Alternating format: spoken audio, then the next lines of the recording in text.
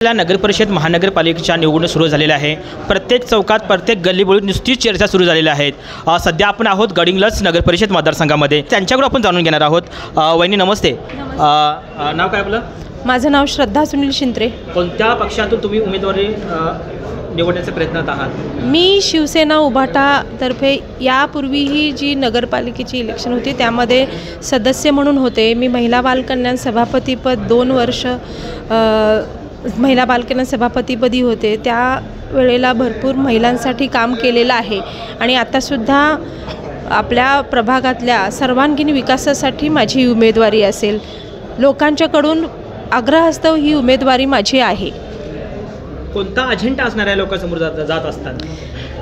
नागरिकांच्या ज्या मूलभूत समस्या आहेत, रस्ते, वीज, गटर, सांडपाण्याची व्यवस्था, कारण आमचा हा वाढीव हद्द जी शहराची हद्दवाढ झालेली आहे त्यामुळं प्रभाग रचना बदललेल्या आहेत आणि हद्दवाढीमुळं जे काही मूलभूत प्रश्न आहेत, गटरीच्या समस्या असतील, सांडपाण्याच्या समस्या असतील, कारण शेती आणि प्लॉट पडलेले आहेत, अशा अवस्थेत सगळे घरं वगैरे आहेत आणि त्यांची सांडपाण्याची व्यवस्था, गटर्स, रस्ते, वीज पुरवठा व्यवस्थित खंडित न होता, पिण्याच्या पाण्याची उपलब्धता, ह्या सगळ्या सोयी सुविधा करणं हे मी माझ्या अजेंड्यामध्ये प्रामुख्यानं काम असेल।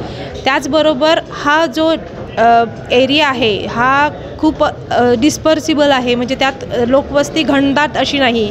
तिथल्या ठिकाणी महिलांसाठी असेल किंवा तरुण मुलींसाठी असेल, सुरक्षेच्या दृष्टिकोनातून जे काही प्रश्न असतील ते त्यांना विविध प्रशिक्षण देऊन आपण प्रशिक्षण पण देणार आहे। आरोग्याच्या समस्या असतील महिलांच्या, त्या बाबतीतही आपण काम करायची माझी इच्छा आहे।